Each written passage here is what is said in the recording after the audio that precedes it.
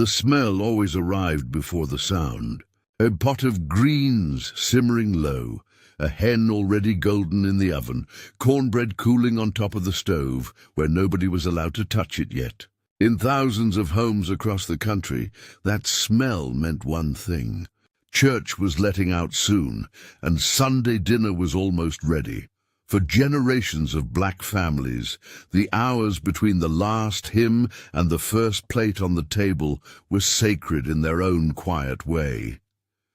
Not sacred like the sermon, sacred like something that had been passed down so many times nobody could remember exactly where it started, only that it had always been there, the way Sunday itself had always been there. The women of the house often began before sunrise. A mother or grandmother would rise while the rest of the family slept, tie on an apron over her church dress, and start the slow work that dinner required. Beans soaked overnight were rinsed. A chicken was seasoned hours before it ever touched a skillet. Someone always insisted the greens needed to cook down low and slow, no shortcuts, because shortcuts were how a dish lost its soul. Children too young to understand any of this only knew that the kitchen was where the good smells lived, and that their grandmother's hands moved with a kind of certainty they hadn't yet earned. She didn't measure much. She tasted, adjusted, tasted again. A pinch of this, a little more of that. When a child asked how much sugar went into the sweet potatoes, the answer was almost always the same: enough. You'll know when it's enough. By the time the family returned from service, dressed in their Sunday best, the house had already transformed. Windows fogged slightly from the heat of the stove. The dining table, often used for homework and mail the rest of the week, was suddenly dressed in its best linens, sometimes the same tablecloth used every single Sunday for years. A little more faded each season but never replaced. There was a rhythm to what happened next that rarely changed. Coats came off first, then came the wave of relief that church clothes brought when a belt loosened or shoes finally slipped free under the table. The men gathered near the television or the porch, talking about the sermon, the neighbors, or nothing at all. The children were sent to wash their hands, usually more than once, until someone deemed them clean enough to sit. And then, before a single fork was lifted, the family bowed their heads.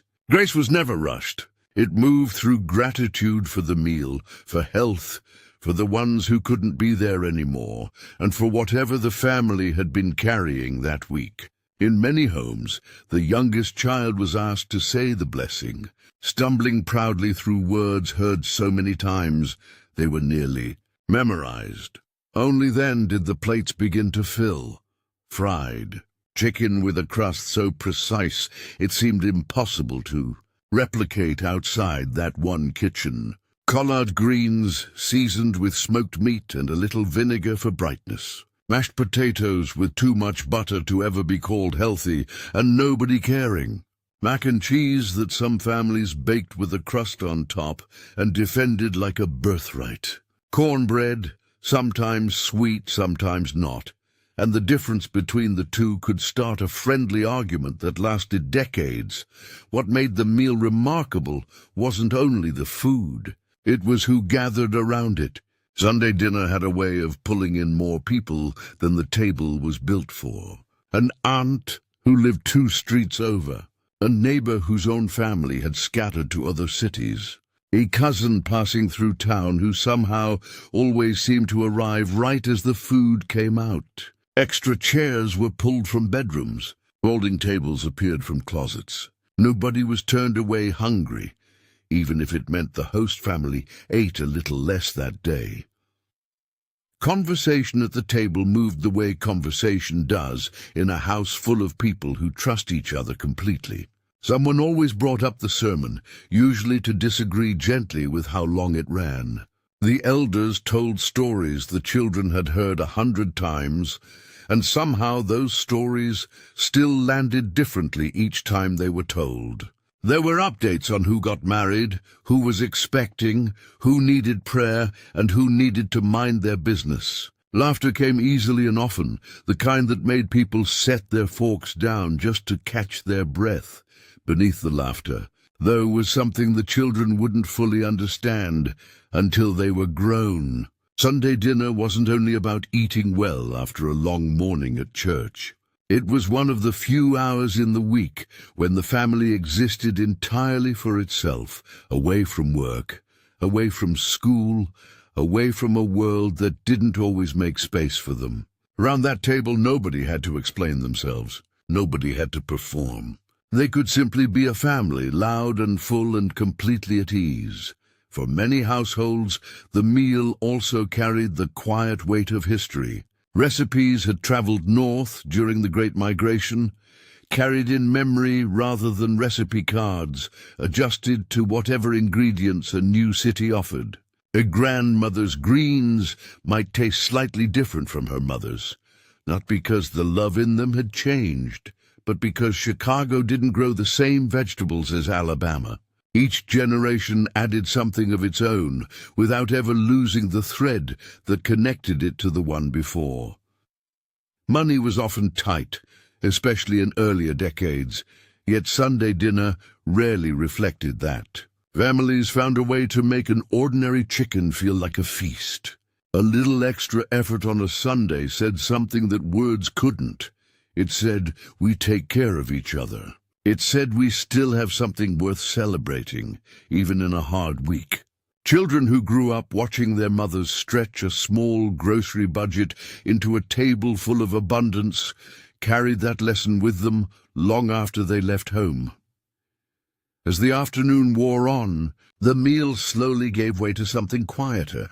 Plates were cleared, though never all at once, since someone was always going back for a little more. The men might drift toward a football game on television. The women often stayed near the kitchen a while longer, finishing dessert, wrapping leftovers in foil that would feed the family for 2 more days at least. Pound cake, Sweet potato pie. banana pudding layered just right, never too soft, never too firm. Someone always claimed to be too full for dessert, and somehow found room anyway. It was often during this slower stretch of the afternoon that the real stories came out. A grandmother might mention, almost in passing, what Sundays looked like when she was a girl. How her own mother cooked on a wood stove. How the whole neighborhood seemed to smell like Sunday dinner at the same time, because everyone was doing the same thing behind different doors. These weren't formal history lessons. They were simply memories offered freely, the way people share things they assume everyone already knows, until a child realizes they don't know it at all, and asks to hear more. Over the decades, life changed the way these Sundays looked. Families moved further apart. Work schedules stopped bending as easily around church and dinner. Some households shifted to smaller gatherings, or shared the responsibility across different homes instead of always at grandmother's table. Yet even as the shape of it changed, something essential often stayed the same: the instinct to gather. The insistence that food made with care was a form of love, spoken without needing words. The belief that a table could hold more than plates and forks. It could hold a family's history, its comfort, and its hope for whoever sat down at it next. Many who grew up inside these Sunday afternoons carry them still, not as nostalgia for a simpler time, but as something closer to inheritance. The way a certain smell in a stranger's kitchen can stop them in their tracks. The way they season greens without ever measuring, because their hands somehow remember what their mind never wrote down. The way Sunday, even now, still feels a little different, a little slower, a little more like home. There was also a particular sound that belonged only to that afternoon. The clink of ice in sweet tea glasses refilled without anyone asking. A record playing low in the background, something soulful the grandparents had danced to decades earlier. now filling the room while dishes were washed by hand and passed along a line of aunts and cousins who somehow knew their place without being told. Outside, the porch often became its own gathering place once the meal settled. The older folks eased into porch chairs with a plate of pie balanced on one knee, watching the neighborhood move through its own version of Sunday. A wave to a passing car, a greeting called across the street to another family walking home from a different church entirely. Nearly everyone seemed to be doing the same thing at the same hour, as if the whole block breathed together on Sunday afternoons. That table, however humble, however crowded, however many mismatched chairs it required, was never just about dinner. It was where a family renewed itself every single week. It was proof, plate after plate, that even in a world that often demanded so much, there was always room for one more chair, one more story, and one more helping of something made with love. If this brought back memories of your own family's Sunday table, share them in the comments below.